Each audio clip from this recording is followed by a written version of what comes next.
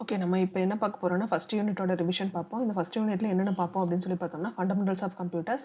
அதுக்கப்புறம் ஒரு ப்ராப்ளம்னா எப்படி அந்த ப்ராப்ளம் ஐடென்டிஃபை பண்றது, அல்காரிதம்னா என்ன, சூடோ கோட்னா என்ன, ஃப்ளோ சார்ட்னா என்ன, அல்காரிதமோட பில்டிங் பிளாக்ஸஸ் என்ன அப்படின்னு சொல்லிட்டு இதில பார்ப்போம். அப்புறம் இல்லுஸ்ட்ரேஷன்ல ஒரு 4 ப்ரோகிராம்ஸ் பார்ப்போம். இதில டவர் ஆஃப் ஹனாய் அப்படிங்கிற ஒரு கான்செப்ட்டே பார்ப்போம். ஸோ இது மேபி எக்ஸாம்க்கு வரதுக்கான பாசிபிலிட்டி இருக்கு. ஓகேவா? அடுத்தது ஃபண்டமெண்டல்ஸ் ஆஃப் கம்ப்யூட்டர்ஸ்னா, கம்ப்யூட்டர்ஸ் ஃபர்ஸ்ட்டு எதுக்காகலாம் யூஸ் பண்றோம், எங்கெல்லாம் யூஸ் பண்றோம் அப்படின்னு சொல்லிட்டு ஒண்ணு பார்ப்போம். இதில வந்து டேட்டானா என்ன, இன்புட்னா என்ன, அவுட்புட்னா என்ன அப்படிங்கிறது எல்லாமே நம்ம பார்த்தோம். ஸோ இதெல்லாம் வந்து கிளாஸ்ல நம்ம பார்த்தோம். ஜஸ்ட் ஓவர்வியூ தான் உங்களுக்கு குடுக்குறேன். நான் டீட்டெயிலான கிளாஸஸ் எடுக்கல. ஜஸ்ட் உங்களுக்கு ரிவிஷனுக்காக. ஸோ அ இங்க வந்து டேட்டா அப்படிங்கிறது நம்ம ராவா குடுக்குற ஒரு இன்ஃபர்மேஷன ஒரு டேட்டாவ தான் வந்து டேட்டா அப்படின்னு சொல்லுவோம். அது நமக்கு வந்து ஒரு மீனிங்ஃபுல்லா இருக்கு அப்படின்னு சொன்னா, அத வந்து நம்ம இன்ஃபர்மேஷன் அப்படின்னு சொல்றோம். ஸோ அடுத்தது ஜெனரேஷன் ஆஃப் கம்ப்யூட்டர்ஸ்ல ஃபர்ஸ்ட் ஜெனரேஷன் எப்போ வந்துச்சு? அதோட ஃபீச்சர்ஸ் என்ன? அதே மாரி second generation, third generation. So இத நம்ம ஒரு ஸ்டோரி மாதிரி பார்த்தோம். ஃபர்ஸ்ட் ஜெனரேஷன் எப்போ வந்தது? செகண்ட் ஜெனரேஷன் யார் கொண்டு வந்தா? இதில என்னென்னலாம் அட்வான்டேஜஸ் இருந்தது? Third generation, fourth generation, fifth generation, sixth generation வரைக்கும் நம்ம பார்த்தோம். ஸோ அடுத்தது காம்போனன்ட்ஸ் ஆஃப் கம்ப்யூட்டர்ஸ்ல நம்ம வந்து 3 கேட்டகரிஸ் பார்ப்போம். மோஸ்ட்லி வந்து ஃபர்ஸ்ட் வந்து காம்போனன்ட்ஸ் ஆஃப் கம்ப்யூட்டர்ஸ்ல ஹார்ட்வேர் அண்ட் சாஃப்ட்வேர் பார்த்தோம். ஹார்ட்வேர் அப்படிங்கிறது பிசிக்கலா நம்ம வந்து ஃபீல் பண்ண முடியறது ஹார்ட்வேர் அப்படின்னு சொல்லி பார்ப்போம். சாஃப்ட்வேர் அப்படிங்கிறது நம்மளால பிசிக்கலா ஃபீல் பண்ண முடியாது. நம்ம தான் அத ப்ரோகிராம் பண்ணி வொர்க் பண்றோம் அப்படின்னு சொல்லி பார்த்தோம். ஸோ இந்த ஹார்ட்வேரையும், சாஃப்ட்வேரையும் 2யும் கம்பைன் பண்ணி வொர்க் பண்றதுக்கு தான் நம்ம ஆப்பரேட்டிங் சிஸ்டம் அப்படிங்கிற ஒண்ண யூஸ் பண்றோம். அப்படிங்கிறதெல்லாம் நம்ம கிளாஸ்ல பார்த்தோம். ஸோ இதுல முக்கியமான 3 காம்போனன்ட்ஸ் அப்படின்னு சொல்லி பார்த்தோம்னா, இன்புட், அவுட்புட் யூனிட், அதுக்கப்புறம் சென்ட்ரல் ப்ராசஸிங் யூனிட், அப்புறம் மெமரி யூனிட். இந்த 3 யூனிட்டும் தான் மெயினான காம்போனன்ட்ஸ் அப்படின்னு சொல்லி பார்ப்போம். So first input, output units அப்படின்னு சொல்லி பார்த்தோம்னா, நம்ம இன்புட்டா என்ன சிஸ்டம்க்குள்ள குடுக்குறோம், அந்த மெஷின்க்குள்ள என்னென்னலாம் இன்புட் டிவைஸஸ் மூலியமா டேட்டாஸ வந்து உள்ள பாஸ் பண்றோமோ, அதெல்லாம் இன்புட் டிவைஸஸ் அப்படின்னு சொல்றோம். அதாவது அந்த மெஷின் வந்து நமக்கு எந்தெந்த மூலியமா வெளிய வந்து நமக்கு ரிசல்ட்ட குடுக்குதோ, அதெல்லாம் வந்து அவுட்புட் டிவைஸஸ், அவுட்புட் யூனிட்ஸ் அப்படின்னு சொல்லி பார்த்தோம். அதுக்கப்புறம் சென்ட்ரல் ப்ராசஸிங் யூனிட். இந்த சென்ட்ரல் ப்ராசஸிங் யூனிட்ல வந்துட்டு இத வந்து பிரைன் ஆஃப் கம்ப்யூட்டர்ஸ் அப்படின்னு சொல்லுவோம். இதுக்குள்ள வந்து நம்ம என்னென்ன பார்த்தோம் அப்படின்னு சொல்லி பார்த்தோம்னா, arithmetic and logical unit, control unit, அதுக்கப்புறம் செட் ஆஃப் ரெஜிஸ்டர்ஸ் இதெல்லாம் வந்து நம்ம பார்த்தோம். ஸோ அரித்மெடிக்கல் அண்ட் லாஜிக்கல் யூனிட் அப்படின்னு சொல்லி பார்க்கும்போது, நம்ம அதுக்குள்ள என்னென்ன ஆப்பரேஷன்ஸ் பண்ணோம், நியூமெரிக்கலா லெட்டர்ஸ் வச்சு எப்படியெல்லாம் வந்து ஆப்பரேஷன்ஸ் பண்ணோம் அப்படின்னு சொல்லிட்டு நம்ம கிளாஸ்லயே பார்த்தோம். ஸோ இதெல்லாம் வந்து அரித்மெடிக் யூனிட்ஸ்குள்ள நடக்கும். அரித்மெடிக் அண்ட் லாஜிக்கல் யூனிட்ஸ்குள்ள நடக்கும். அதுக்கப்புறம் வந்து பார்த்தோம்னா கண்ட்ரோல் யூனிட். இந்த கண்ட்ரோல் யூனிட் அப்படிங்கிறது மொத்த சிஸ்டமே என்ன பண்ணும் அப்படின்னு சொன்னா, அதோட கண்ட்ரோல்ல வந்து எதுக்கு எந்தெந்த ரிசோர்ஸஸ் வேணும், ஸோ எதுக்கெல்லாம் மெமரி அலாட் பண்ணணும், எதுக்கெல்லாம் எந்த ஷேரிங் குடுக்கணும் அப்படின்னு சொல்லிட்டு அந்த ஃபுல் கண்ட்ரோலையும் என்ன பண்ணும், அந்த கண்ட்ரோல் யூனிட் வந்து மானிட்டர் பண்ணும். ஸோ இங்க ரிஜிஸ்டர்ஸ்ல நம்ம பார்த்தோம் அப்படின்னு சொன்னா, ரிஜிஸ்டர் அப்படிங்கிறது இப்ப நம்ம கிளாஸ்ல வந்து எப்படி யாரெல்லாம் உள்ள இருக்கோம், யாருக்கெல்லாம் எந்தெந்த பிளேஸ் அப்படின்னு சொல்லிட்டு நம்ம ரிஜிஸ்டர்ல பார்த்தா நமக்கு தெரியுதோ, அதே மாதிரி சிபியூலயும் நம்ம ரிஜிஸ்டர் அப்படிங்கிறது இம்பார்ட்டன்ட். ஸோ அந்த ரிஜிஸ்டர்ஸ்ல நெறைய டைப்ஸ் இருக்கு. ஸோ அந்த ஏசிசி அப்படிங்கிறது அக்குமுலேட்டர் ரிஜிஸ்டர் அப்படின்னு சொல்லுவோம். அடுத்தது IR instruction register, PC program counter register, இந்த எம்ஏஆர் அப்படிங்கிறது மெமரி அட்ரஸ் ரெஜிஸ்டர் அப்படின்னு சொல்றோம். இந்த மெமரி அடுத்தது எம்பிஆர் இது மெமரி பஃபர் ரெஜிஸ்டர். இந்த மெமரி அட்ரஸ் ரெஜிஸ்டருக்கும் பஃபர் ரெஜிஸ்டருக்கும் நம்ம ரேம், ரோம் இத தான் வந்து சொல்லி பார்த்தோம். அதுக்கப்புறம் டிஆர் ரெஜிஸ்டர், டேட்டா ரெஜிஸ்டர் அப்படின்னு சொல்லிட்டு நம்ம பார்த்தோம். ஸோ இது எல்லாமே வந்து உள்ள ரெஜிஸ்டர்ஸ் இதோட சைஸஸ் வந்து மேபி அதுக்கான இத பொறுத்து வேரி ஆகும். ஸோ அதான் ரெஜிஸ்டர்ஸ் மேபி 8, 16, 32 அண்ட் 64 பிட்ஸ்ல வந்துட்டு நமக்கு அதோட சைஸஸ் வந்து வேரி ஆகும். ஓகேவா? அடுத்தது கண்ட்ரோல் யூனிட். நம்ம முன்னாடியே பார்த்த மாரி, இது எப்படி கண்ட்ரோல் யூனிட் அப்படிங்கிறது மொத்த சிபியூவ என்ன பண்ணும்னா, இதான் கண்ட்ரோல் பண்ணும். அதனால நம்ம இத கண்ட்ரோல் யூனிட் அப்படின்னு சொல்றோம். ஸோ மெமரி யூனிட்டுக்கு கீழ வந்துட்டு மெயின் மெமரி, பிரைமரி மெமரி அப்படிங்கிறதெல்லாம் நம்ம பார்த்தோம். மெயின் மெமரினா என்ன? பிரைமரி மெமரினா என்ன? செகண்டரி மெமரினா என்ன? அப்படின்னு சொல்லிட்டு எல்லாத்தையுமே கிளாஸ்ல பார்த்தோம். கேட்ச் மெமரி அப்படிங்கிறது ஒண்ணுமே இல்ல. டெம்பரரியா நம்ம வந்துட்டு ஒரு இத வந்து ஸ்டோர் பண்ணி வச்சிருக்கோம். அத வந்து கேட்ச் மெமரி அப்படின்னு சொல்லுவோம். ஃபார் எக்ஸாம்பிள்க்கு நான் சொல்லியிருந்தேன் இல்லையா? அப்ப பிரிண்ட் குடுக்குறோம். அந்த பிரிண்ட் குடுத்த ஃபைல வந்து க்ளோஸ் பண்ணிட்டோம்னா, அது பிரிண்ட் வர வரைக்கும் ஒரு டெம்பரரியான ஒரு ஏரியால அது ஸ்டோர் ஆயிருக்கும். பிரிண்ட் கம்ப்ளீட் ஆகுற வரைக்கும். பிரிண்ட் கம்ப்ளீட் ஆயிட்டு, அதுக்கப்புறம் என்ன ஆகும்? அது ஆட்டோமேட்டிக்கா ரிமூவ் ஆயிடும். ஸோ இந்த மாதிரி வொர்க் ஆகுறது எல்லாமே கேட்ச் மெமரி அப்படின்னு சொல்லுவோம். ஸோ அதுக்கான ஒரு எக்ஸாம்பிள். அடுத்தது பிரைமரி மெமரி அப்படிங்கிறது நம்ம நார்மலா யூஸ் பண்ற ரேம், ரோம் இது உங்களுக்கே தெரிஞ்சிருக்கும். ஸோ இந்த ரேம், ரோம தான் நம்ம பிரைமரி மெமரி அப்படின்னு சொல்றோம். ஸோ ரேம்னா என்ன? ரோம்னா என்ன? ஸோ இப்ப ரேம் அப்படின்னு சொல்லும்போது நம்ம கரண்ட்டா என்ன வொர்க் பண்ணிட்டு இருக்கோமோ, அதுக்கான மெமரிய அலோகேட் பண்ணி குடுக்கும். இது பவர் இருந்தா தான் இந்த மெமரி வந்து என்ன ஆகும் அப்படின்னு சொன்னா வொர்க் ஆகும். இது ரோம் அப்படின்னு சொல்லும்போது, இது வந்துட்டு எனக்கு பவர் இல்லனாலும் வொர்க் ஆகும். பெர்மனன்ட்டா என்னோட டேட்டாஸ் எல்லாம் ஒரு இடத்துல போய் ஸ்டோர் ஆகுது அப்படின்னு சொன்னா, அது வந்து ரோம்ல தான் ஸ்டோர் ஆகும். ஓகேவா? அடுத்தது செகண்டரி மெமரி. இந்த செகண்டரி மெமரி அப்படிங்கிறது என்னோட மெஷின்குள்ள செகண்டரியா நான் என்னென்னலாம் டிவைஸஸ் கொண்டு வந்து உள்ள நான் இன்சர்ட் பண்ணி ஒர்க் பண்றேனோ அதெல்லாம் வந்து செகண்டரி மெமரின்னு சொல்லுவோம். ஃபார் எக்ஸாம்பிளுக்கு hard disk, floppy disk, CD, pen drive இதெல்லாமே வந்து செகண்டரி மெமரி அப்படின்னு சொல்லுவோம். அடுத்தது ஐடென்டிஃபிகேஷன் ஆஃப் கம்ப்யூட்டேஷனல் ப்ராப்ளம். இந்த ஐடென்டிஃபிகேஷன் ஆஃப் கம்ப்யூட்டேஷனல் ப்ராப்ளம்ல நமக்கு வந்துட்டு ஃபர்ஸ்ட் என்ன என்ன டைப் ஆஃப் ப்ராப்ளம் அது அப்படின்னு சொல்லிட்டு. ஸோ அந்த ப்ராப்ளமை நம்ம என்ன பண்ணுறோம் அப்படின்னு சொன்னால் ஐடென்டிஃபை பண்ணுறோம். அதுக்கப்புறம் என்ன பண்ணுறோம்னா அதை வந்துட்டு அந்த ப்ராப்ளம்க்கான என்ன ப்ராப்ளம் அப்படிங்கிற நம்ம டெவலப் பண்ணுறோம். ஸோ இதுதான் வந்துட்டு என்ன problem identification of computational problem அப்படிங்கிறதுல பார்த்தோம். ஸோ இதில் டோட்டலாக வந்துட்டு என்னென்ன ஸ்டெப்ஸ் இருக்குது. ஸோ ஐடென்டிஃபை பண்ணணும் அப்படின்னு சொல்லியாச்சு. ஸோ இதில் என்னென்ன எப்படியெல்லாம் ஐடென்டிஃபை பண்ணுறது அப்படின்னு சொல்லி பார்த்தோம்னா மொத்தம் 4 ஸ்டெப்ஸ் இருக்குது. அதில் ஃபஸ்ட்டு ஸ்டெப் அப்படின்னு சொல்லி பார்க்கும்போது டீகம்போஷன். இந்த டீகம்போஷன் அப்படின்னு சொன்னால் என்னென்னு பார்த்தோம். ஒரு பெரிய ப்ராப்ளம் இருக்குது. அந்த ப்ராப்ளமை குட்டி குட்டியாக நம்ம பிரேக் பண்ணுறோம். ஸோ அதை வந்து சின்ன சின்ன பார்ட்டாக பிரித்து அதை வந்து என்ன பண்ணுறோன்னா நம்ம டீகம்போஸ் பண்ணுறோம். இப்படி டீகம்போஸ் பண்ணும்போது என்ன ஆகும் அப்படின்னு சொன்னால் அந்த ப்ராப்ளமை ஈஸியாக நம்மளால் என்ன பண்ண முடியும், ஐடென்டிஃபை பண்ண முடியும். ஸோ அதான் டீகம்போஷன் அப்படின்னு சொல்கிறோம். அடுத்தது பேட்டர்ன் ரெகனைசேஷன். இந்த பேட்டர்ன் ரெகனைசேஷன் அப்படிங்கிறது சிமிலராக எதெல்லாம் ஒரே மாதிரி இருக்கோ அதெல்லாம் வந்துட்டு நம்ம என்ன பண்ணுறோம்னா ஐடென்டிஃபை பண்ணுறோம். அதுதான் பேட்டர்ன் ரெகனைசேஷன். ஸோ நம்ம ஆல்ரெடி என்ன பண்ணியிருக்கோம், சின்ன சின்னதாக பிரிச்சிருக்கோம். அந்த சின்ன சின்னதாக பிரிச்சதுல எதெல்லாம் சிமிலராக இருக்குது அப்படிங்கிறத ஐடென்டிஃபை பண்ணுறது பேட்டர்ன் ரெகனைசேஷன். அடுத்தது அப்ஸ்ட்ராக்ஷன். இந்த அப்ஸ்ட்ராக்ஷன் அப்படிங்கிறது என்ன பண்ணுறோம் அப்படின்னு சொல்லி பார்த்தோம்னா எதெல்லாம் வந்துட்டு நமக்கு ஒரே மாதிரி இருக்குது, ஆல்ரெடி அதை ஐடென்டிஃபை பண்ணிட்டோம்.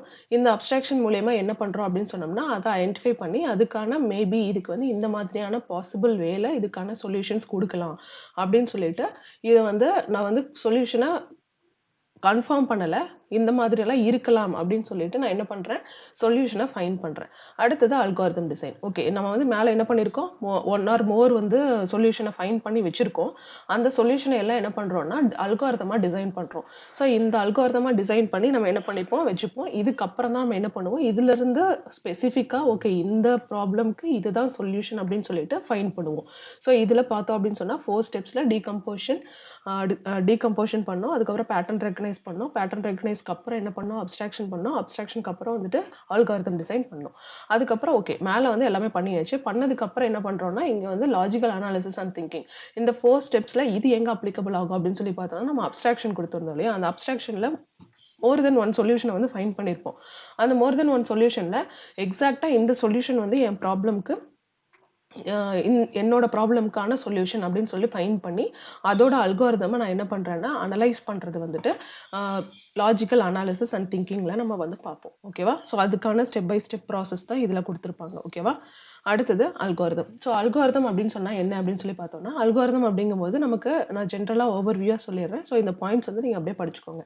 இப்போ அல்காரிதம் அப்படின்னு சொல்லி பார்த்தோம்னா ஒரு சீக்வன்ஸ் ஆர்டரில் இருக்கும். அந்த ஆர்டர் வந்துட்டு எப்படி இருக்கும் அப்படின்னு சொல்லி பார்த்தோம்னா நமக்கு வந்து எல்லாமே நார்மல் இங்கிலீஷில் எந்த ஒரு ப்ரோக்ராமிங் தெரியாதவங்களும் அதை படித்தா ஈஸியாக ஐடென்டிஃபை பண்ணுற மாதிரி ஒரு ப்ரொசீஜர் மாதிரி இருக்கும். ஸோ ஃபஸ்ட் ஸ்டெப் இதை பண்ணணும். ஃபார் எக்ஸாம்பிளுக்கு இப்போ எனக்கு குக்கிங்கே தெரியாது, பட் நான் குக்கிங்கில் ஒரு ரெசிபி பண்ணணும்.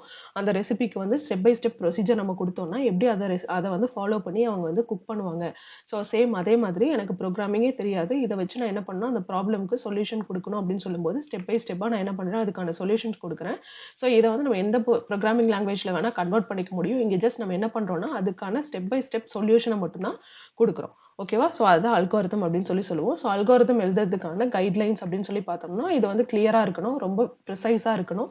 எப்பவுமே அது ஸ்டெப்ஸ்ல தான் இருக்கும். அதே மாதிரி ஸ்டார்ட் அண்ட் ஸ்டாப் அப்படிங்கிறது மேண்டட்ரியா இருக்கும். எல்லாமே சிங்கிள் லைன்ல தான் நம்ம கொடுப்போம். ஸோ இதெல்லாமே வந்துட்டு அதுக்கான கைட்லைன்ஸ் அப்படின்னு சொல்லி நம்ம பார்த்தோம். ஸோ இதுல வந்துட்டு நம்ம ஒரு எக்ஸாம்பிள் ப்ரோக்ராம் அப்படின்னு சொல்லி பார்த்தோம்னா algorithms to find the greatest among 3 numbers அப்படின்னு சொல்லி பார்த்தோம். ஸோ இதுல வந்து இந்த ப்ரோக்ராம் ஆல்ரெடி நம்ம கிளாஸ்லேயே டிஸ்கஸ் பண்ணியிருக்கோம். ஸோ இது சும்மா கோ த்ரூ பண்ணிக்கோங்க. ஏபிசி 3 வேல்யூ இருக்கு. இதுல எது கிரேட்டஸ்ட் நம்பர் அப்படின்னு சொல்லி நம்ம கண்டுபிடிக்கணும்னா ஃபர்ஸ்ட் ஏவையும் பியும் கம்பேர் பண்றோம். அதுக்கப்புறம் ஏவையும் சியும் கம்பேர் பண்றோம்.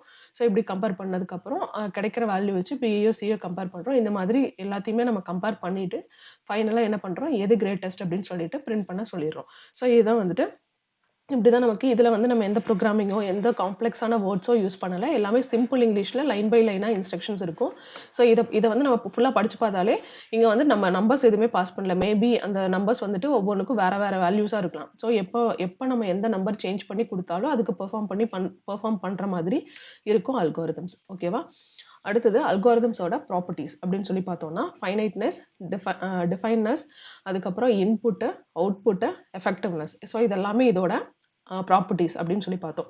ஸோ இது வந்துட்டு அது எப்படி இருக்கும்னா கண்டிப்பாக டெர்மினேட் ஆகணும், இல்லைன்னா அது லூப்பிங் என்ன ஆகிட்டே இருக்கும், நமக்கு வந்து லூப்பிங் நடந்துகிட்டே இருக்கும். அந்த மாதிரி நம்ம பார்த்தோம். ஸோ ரொம்ப ப்ரிசைஸாக இருக்கணும். இன்புட் அப்படின்னு சொல்கிறதுக்கு நம்ம இன்புட் டேட்டாஸ் என்னென்ன கொடுக்குறோமோ அதை இன்புட்னு கொடுக்கணும்.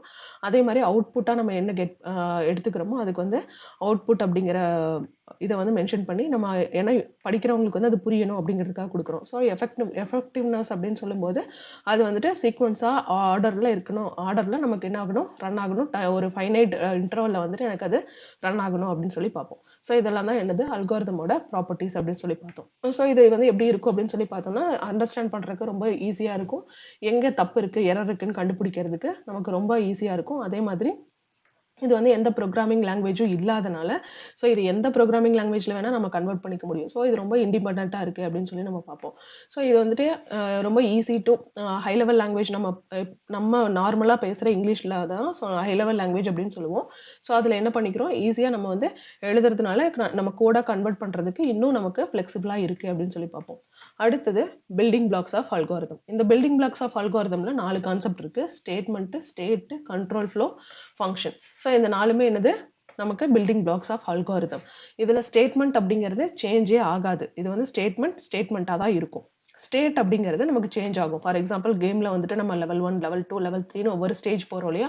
ஸோ அந்த மாதிரி இந்த ஸ்டேட் வந்து நமக்கு என்ன ஆகும், சேஞ்ச் ஆகும். அதுக்கப்புறம் வந்துட்டு கண்ட்ரோல் ஃப்ளோ.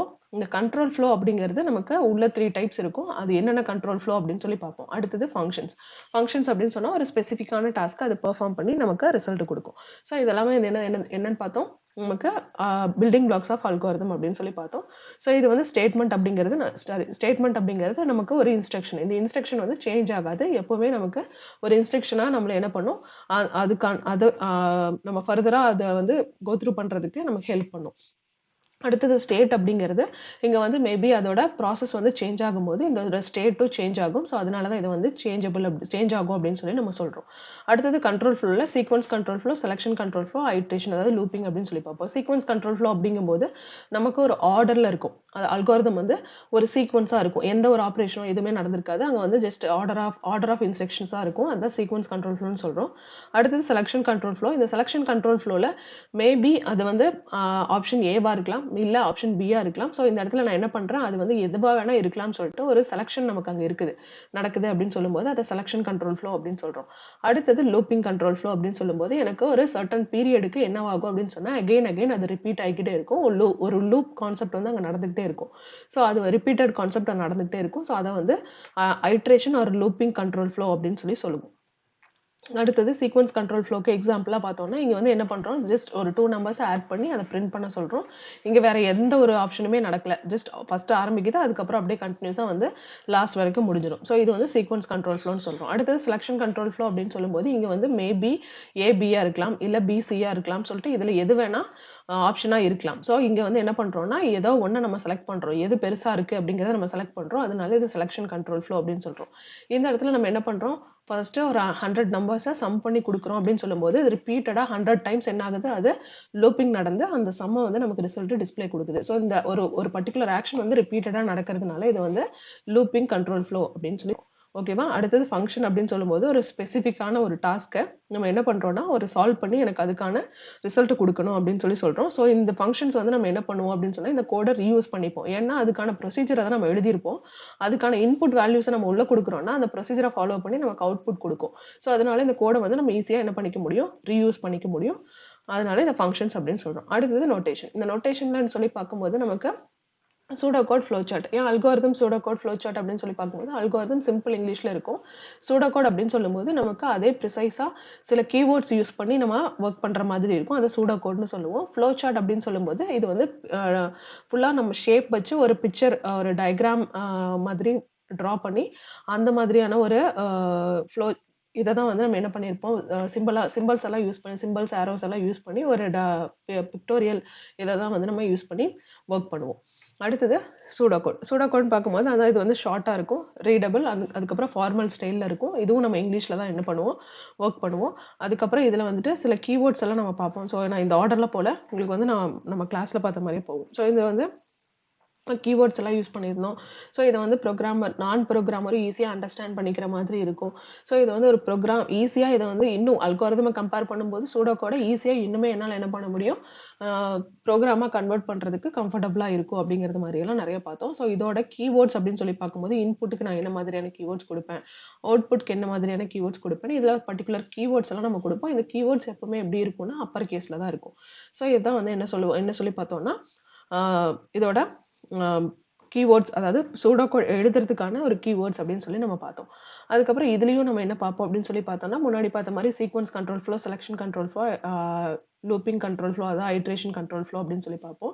ஸோ இதில் மேலே நம்ம அல்காரிதம்க்கு பார்த்ததுக்கும் இதுக்கும் சில டிஃப்ரென்ஸ் இருக்கும். என்னன்னா அதில் ஒரு பெரிய சென்டென்ஸாக எழுதியிருப்போம். இது அதுவே ஷார்ட் ஃபார்மில் இப்போ ரீட் அப்படின்னு சொன்னால் ஆல்ரெடி நாங்கள் என்ன பண்ணிட்டேன், ஒரு ஏபிங்கிற வேல்யூ வந்து அசைன் பண்ணிட்டேன். அதை வந்து ரீட் பண்ண சொல்கிறேன். அதுக்கப்புறம் கம்ப்யூட் அப்படின்னு சொல்லும்போது இது என்ன பண்ணணும், அதை வந்து கம்ப்யூட் பண்ணி எனக்கு அதுக்கான ஆப்ரேஷன்ஸ் உள்ளே கொடுத்துருப்பேன். அந்த ஆப்ரேஷன்ஸை பண்ணி எனக்கு என்ன பண்ணணும், ரிசல்ட்டை கொடுக்கணும் அப்படின்னு சொல்லி நம்ம என்ன பண்ணிட்டோம், அதை ஷார்ட் அண்ட் ஸ்வீட்டாக முடிச்சிட்டோம். அதே மாதிரி செலெக்ஷன் கண்ட்ரோல் ஃப்ளோவில் இங்கே இஃப் தென் எல்ஸ் கேஸ் இதை ரெண்டுமே செலெக்ஷன் கண்ட்ரோலில் பார்ப்போம். முன்னாடி வந்து செலெக்ஷன் கண்ட்ரோலில் அந்த மாதிரி நம்ம எதுவும் பார்க்கல அல்காரிதமில். பட் சூடோ கோடில் பார்க்கும்போது இஃப் தென் எல்ஸ் அப்படின்னு சொல்லும்போது இஃப் அப்படிங்கிற கண்டிஷனில் ஒரு பெர்ஃபார்மன்ஸ் பண்ணும். அதில் வந்து இன்கேஸ் அது ட்ரூவாக இருந்துச்சுன்னா அதுக்கான ரிசல்ட்டை அது வந்து என்ன பண்ணும், ப்ரொடியூஸ் பண்ணும். இல்லை இன்கேஸ் அது ஃபால்ஸாக இருந்துச்சுன்னா எல்ஸ் பார்ட்டில் என்ன இருக்கோ அதை வந்து நமக்கு என்ன பண்ணிடும், ரிசல்ட்டாக கொடுத்துரும். ஸோ இது இஃப் தென் எல்ஸில் பார்த்தோம். கேஸ் அப்படின்னு சொல்லும்போது மல்டிபிள் கேசஸ் இருக்கும். என்னோட சினாரியோ எந்த கேஸ்க்கு மேட்ச் ஆகுதோ அந்த கேஸில் இருக்கிற ரிசல்ட்டை எனக்கு டிஸ்பிளே பண்ணும். இல்லை அப்படின்னு சொன்னால் லாஸ்ட்டாக எனக்கு டிஃபால்ட்டாக நான் என்ன பண்ணியிருப்பேன், இதுதான் ரிசல்ட் அப்படின்னு சொல்லி நான் கொடுத்துருப்பேன். அந்த ரிசல்ட்டை எனக்கு டிஸ்பிளே பண்ணி கொடுத்துட்டு போயிடும். ஸோ இது வந்து செலெக்ஷன் கண்ட்ரோல் ஃப்ளோவில் சூடோ கோடுக்கு ஒர்க் ஆகிறது. ஸோ இதுக்கான எக்ஸாம்பிள்ஸ் அண்ட் சின்டாக்ஸ் எல்லாம் இருக்கும். ஸோ இதை அப்படியே ஒரு தடவை கோ த்ரூ பண்ணிக்கோங்க. ஸோ கேஸ் அப்படின்னு சொல்லும்போது இதுதான் கேஸ். அங்கே எவ்வளோ நம்பர் ஆஃப் கேசஸ் வேணால் நம்ம கொடுத்துக்க முடியும். அதே மாதிரி லூப்பிங்கில் வைல் லூப், டூ லூப் ரெண்டு பார்ப்போம். இது வந்து ஐட்ரேட்டிவ் கண்ட்ரோல் ஃப்ளோவில். இங்கே வந்து வைல் லூப், டூ லூப்னு சொல்லும்போது வைல் வந்து இனிஷியலாகவே என்ன பண்ணும், கண்டிஷனை செக் பண்ணிட்டு தான் உள்ளேயே விடும். நான் இதுக்கு தான் என்ன சொல்லியிருந்தோம், நம்ம கேட் கீப்பர் மாதிரி இதை வந்து கேட் கீப்பரில் செக் பண்ணிட்டு தான் உள்ளேயே வந்து ப்ராசஸ் பண்ணும். ஆனால் டூ லூப் அப்படி பண்ணாது. ஒன்ஸ் ப்ராசஸ் பண்ணிவிட்டு ஃபைனலாக தான் என்ன பண்ணும், கண்டிஷனை செக் பண்ணும். ஸோ இது வைல் லூப் அண்ட் டூ லூப்க்கான டிஃப்ரென்சியேஷன். இந்த ரெண்டையுமே நம்ம என்ன பண்ணுவோம், சூடோ கோடில் மட்டும்தான் யூஸ் பண்ணுவோம். டூ லூப் கான்செப்ட் வந்து பைத்தானில் இல்லை. ஓகேவா, இதுக்கான எக்ஸாம்பிள் ப்ரோக்ராம். ஸோ இதோட அட்வான்டேஜஸ் என்ன, டிஸ்அட்வான்டேஜஸ் என்ன அப்படின்னு சொல்லிலாம் பார்ப்போம். அட்வான்டேஜஸ் அப்படின்னு சொல்லி பார்க்கும்போது இது வந்து நமக்கு ரொம்ப ஈஸியாக இருக்கும் அப்படிங்கிறதெல்லாம் பார்த்தோம். ஸோ இதை வந்து ப்ரோக்ராமாக கன்வெர்ட் பண்ணுறதுக்கு இன்னுமே நமக்கு கம்ஃபர்டபுளாக இருக்கும் அப்படின்னு சொல்லி பார்த்தோம். இதை வந்து இன்னொன்று லிமிட்டேஷன் அப்படின்னு சொல்லி பார்க்கும்போது அண்டர்ஸ்டாண்ட் பண்ணிக்கிறதுக்கு அல்காரிதமை கம்பேர் பண்ணும்போது சூடோ கோட் கொஞ்சம் டிஃபிகல்ட்டாக தான் இருக்கும். அதுக்கப்புறம் சொல்லி பார்க்கும்போது இதில் எந்த ஒரு ஸ்டாண்டர்டும் கிடையாது. ஸோ இதை வந்து ஒவ்வொருத்தரும் இப்போ கீவேர்ட்ஸ் இருக்குது, பட் எந்த ஒரு ஸ்டாண்டர்டையும் இங்கே வந்து ஸ்பெசிஃபிக்காக நம்ம ஃபாலோ பண்ணுறது இல்லை. நெக்ஸ்ட்டு ஃப்ளோ சார்ட் அப்படின்னு சொல்லும்போது இது ஒரு டயக்ராமிக் ரெப்ரசன்டேஷன் அப்படின்னு சொல்லி பார்த்தோம். இதில் வந்து நிறைய சிம்பிள்ஸு, அதே மாதிரி ஆரோ மார்க்ஸ் இதெல்லாம் யூஸ் பண்ணி நம்ம என்ன பண்ணுவோம்னா ஒர்க் பண்ணுவோம். இதில் வந்து என்னென்னலாம் டயக்ராம்ஸ் யூஸ் பண்ணுறோம் அப்படின்னு சொல்லி பார்த்தோம், என்னென்ன சிம்பிள்ஸ் எல்லாம் யூஸ் பண்ணுறோம் அப்படின்னு சொல்லி பார்த்தோம்னா இதெல்லாம் தான் அதோட சிம்பிள்ஸ். ஸோ மெயினாக வந்து நம்ம ஒரு 5 சிம்பிள்ஸ் யூஸ் பண்ணுவோம். For example process, alternate process, decision, data. So இதெல்லாமே வந்துட்டு நம்ம அடிக்கடி டெர்மினேட்டர், ஸோ இதெல்லாம் வந்துட்டு அடிக்கடி நம்ம யூஸ் பண்ணுற ஒரு சிம்பிள்ஸாக நம்ம பார்ப்போம். அடுத்தது எக்ஸ்ட்ரா சிம்பிள்ஸ். ஸோ இதோட கைட்லைன்ஸ் அப்படின்னு சொல்லி பார்க்கும்போது இது எப்படி ட்ரா பண்ணணும், ஸ்டார்ட்டுக்கு என்ன இருக்கணும், ஸ்டாப்புக்கு என்ன இருக்கணும், ஆரோ மார்க்ஸ் எப்படி வரணும், டாப் டவுனில் இருக்கணும், பாட்டமில் இருக்கணும், எங்கே ஸ்டார்ட் ஆகணும், எங்கே ஸ்டாப் ஆகணும். ஸோ அந்த ப்ரொசீஜர்லாம் வந்து இருக்கும் சிங்கிள் லைன். அதே மாதிரி இப்போ இந்த இடத்துலலாம் இந்த பாக்ஸ், இந்த சிம்பிள்கெல்லாம் வந்துட்டு 2 சைடும் நமக்கு வந்து ஆரோ மார்க்ஸ் யூஸ் பண்ணலாம், இல்லை மல்டிபிள் சைட்ஸ் ஆரோ மார்க்ஸை வந்து யூஸ் பண்ணலாம் அப்படிங்கிறது எல்லாமே இங்கே நம்ம பார்த்தோம். அதுக்கப்புறம் இதுலேயே வந்து எப்படி sequence control flow, selection control flow, iterative control flow work ஆகுது அப்படின்னு சொல்லி பார்த்தோம். இதோட அட்வான்டேஜஸ் அப்படின்னு சொல்லும்போது ஈஸியாக ஐடென்டிஃபை பண்ணிக்க முடியும். ஸோ நம்மளால ஒரு இதை ஸ்டேட்மெண்ட்டாக படிக்கிறத விட ஒரு டயக்ராமாக பார்க்கும்போது இன்னும் ஈஸியாக நம்மளால் அண்டர்ஸ்டாண்ட் பண்ணிக்க முடியும். அதே மாதிரி எங்கே ப்ராப்ளம் இருக்குங்கிறத நம்மளால் ஈஸியாக மானிட்டர் பண்ணி ஐடென்டிஃபை பண்ண முடியும் அப்படின்னு சொல்லி பார்ப்போம். லிமிட்டேஷன் அப்படின்னு சொல்லும்போது இன்கேஸ் எனி ப்ராப்ளம் இல்லை ஏதாவது ஒரு சேஞ்ச் பண்ணணும் அப்படின்னு சொன்னால் என்டையர் டயக்ராமே நம்ம என்ன பண்ணணும், ரீடிசைன் பண்ணுற மாதிரி இருக்கும். ஸோ அதான் இதை மெயினான ஒரு டிஸ்அட்வான்டேஜ். அதுக்கப்புறம் இதை வந்து நம்ம ட்ரா பண்ணுறதுக்கு அதை ரெண்டை கம்பேர் பண்ணும்போது இன்னும் டைம் ஜாஸ்தி எடுக்கிற மாதிரி இருக்கும்.